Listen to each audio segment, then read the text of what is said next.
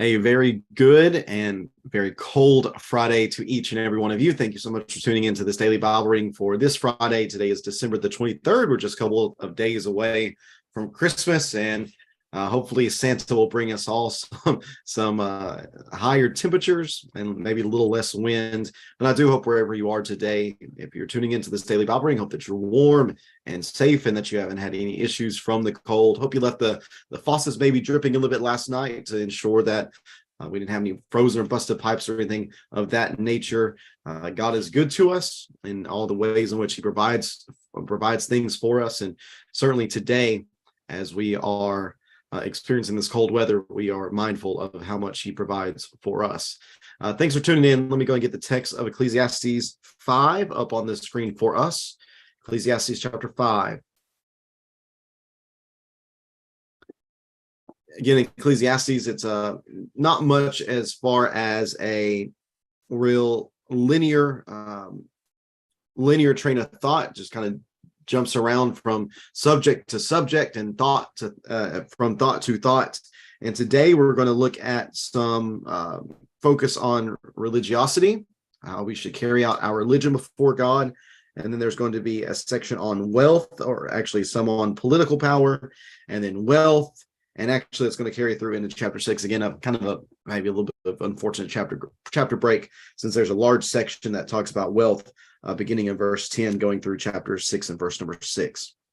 Well, let's go ahead and read here together in Ecclesiastes 5. I'll talk a little bit from the back to the front this time. We're going to talk about the wealth, the political power, and then I want to finish up with a few quick thoughts from verses 1 through 7.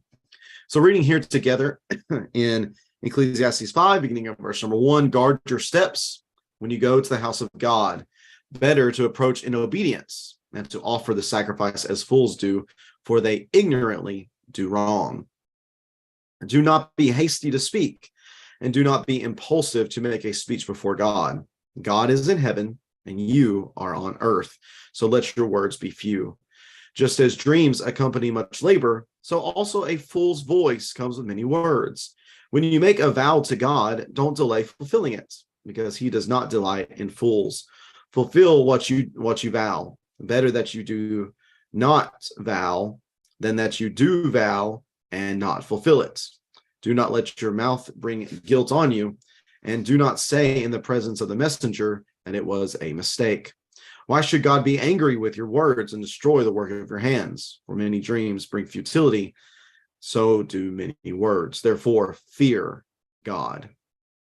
If you see oppression of the poor and perversion of justice and righteousness in the province, don't be astonished at the situation, because one official protects another official, and higher officials protect them. The profit from the land is taken by all, and the king is served by the field. The one who loves silver is never satisfied with silver, and whoever loves wealth is never satisfied with income. This too is futile. This too is hevel. When good things increase, the one who consume them multiply, when good things increase, the ones who consume them multiply. What then is the profit to the owner, except to gaze at them with his eyes? The sleep of the worker is sweet, whether he eats little or much, but the abundance of the rich permits him no sleep. There is a sickening tragedy I have seen under the sun, wealth kept by its owner to his harm. That wealth was lost in a bad venture. So when he fathered a son, he was empty-handed. As he came from his mother's womb, so he will go again, naked as he came. He will take nothing for his efforts that he can carry in his hands. This too is a sickening tragedy. Exactly as he comes, so he will go. What does the one gain who struggles for the winds? What is more, he eats in darkness all his days, with much frustration, sickness, and anger.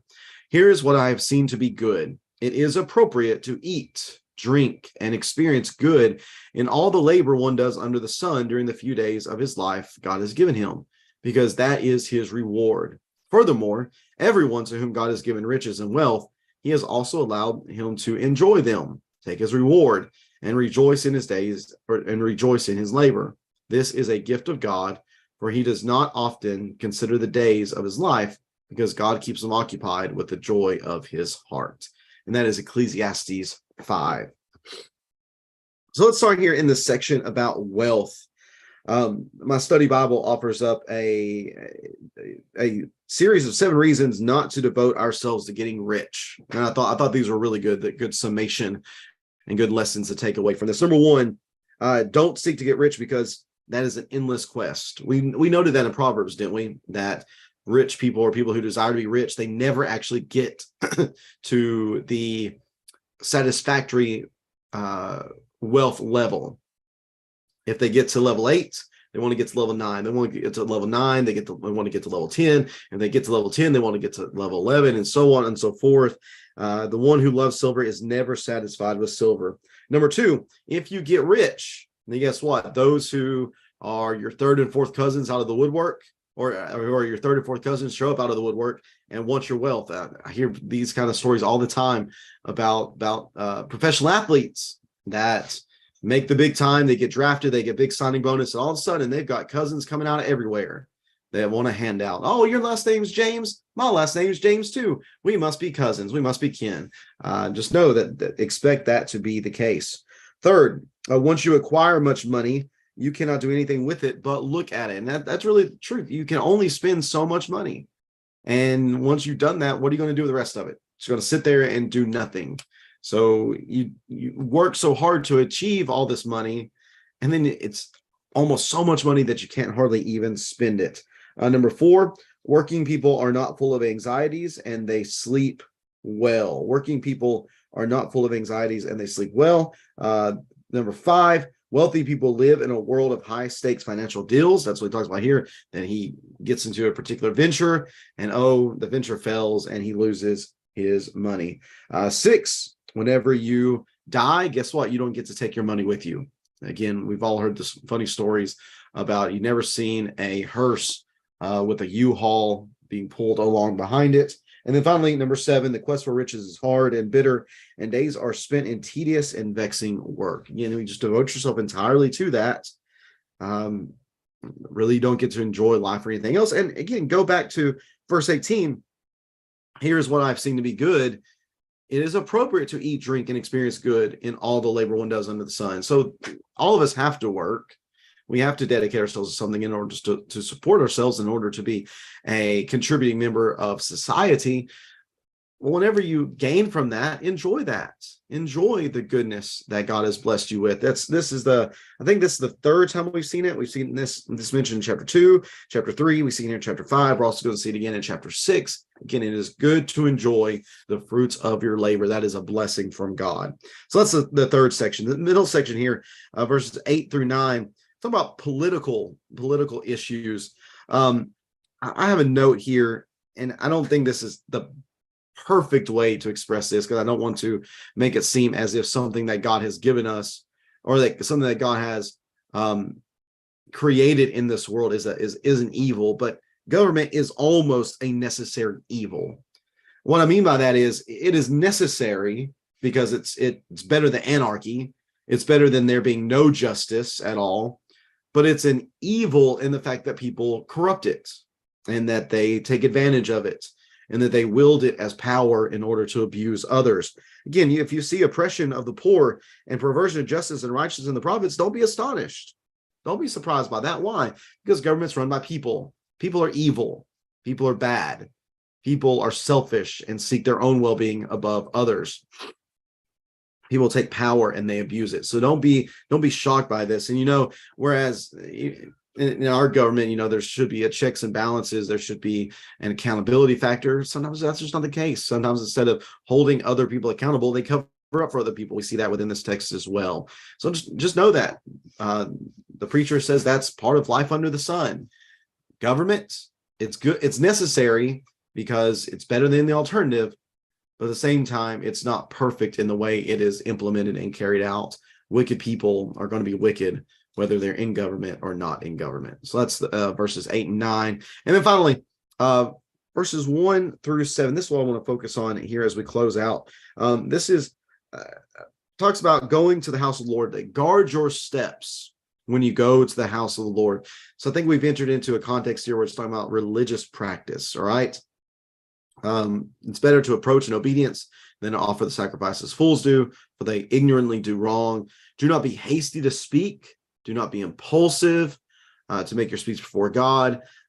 Just as many dreams accompany much labor, so also a fool's voice comes with many words. When you make a vow to God, don't delay fulfilling it, because he does not delight in fools. Fulfill what you vow. Better that you do not vow than that you vow and do not fulfill it. Do not let your mouth bring guilt upon you. And do not say in the presence of the messenger that it was a mistake. Why should God be angry with your words and destroy you for the work of your hands? For many dreams bring futility, so do many words. I think the bottom line understanding here is, don't try to impress God with your religion. Don't try to do it. Here's why. God is in heaven, and you are on earth. You're nothing. I'm nothing. We're nothing. So let our words be few.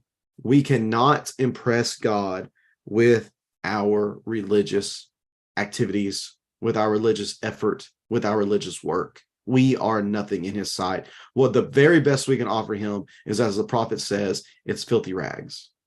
We are nothing before him. Therefore, don't try to impress God. Don't try to don't try to, if our motivation for religion is to impress God, then we're looking at it completely wrong. That's not the case at all. Our motivation in our religion should be a recognition for what God has done for us, and that we are indebted to do nothing but serve him faithfully all the days of our lives. That needs to be our focus, recognizing that, again, our religion before him is nothing. He does not need us. Acts 17, it's not that we worship him because he needs our worship. He doesn't need that. But we have the opportunity to worship him. So again, the words here are good. Guard your steps. Let your words be few. Therefore, fear God. I think those three statements are really good to sum this up. Guard your steps. Let your words be few. Fear God. Recognize the greatness that he is, and that anything we offer to him, again, is really nothing. And it is simply a benefit to us that we get to show our faithfulness. He doesn't need us. We can't impress him either. So let's just be faithful and humble in the way that we serve him all the days of our lives. So that's Ecclesiastes chapter 5 for today. Hope these thoughts have given you something to think about. If there's anything else from this text that stands out to you, please feel free to leave that in the comment section, either on Facebook or YouTube. Hope you have a great rest of your Friday. Hope everybody continues to stay warm. If you need anything, please let us know. We're be happy to help you out in any way that we can on this cold Friday, and looking forward to it getting at least above double digits here, or getting to double digits here, either now or here in the next little bit, and maybe staying there for a little while. But I know it's supposed to be cold again tonight, so please continue to take good precautions. Let your open up your cabinets so that the heat can get into your pipes. Maybe let the water drip a little bit tonight. Maybe check the vents on your house, whatever you need to do. Hope that you're doing that so that we won't have too many complications in this cold weather. Again, if we can help you out at all, please let us know. Thanks for tuning in, everyone. We'll be back at it again tomorrow as we'll read together from Ecclesiastes 6. And then a reminder that we'll take Sunday off, and then we'll get back and we'll be back at it again on Monday. So looking forward to reading with you again tomorrow. Take care and God bless.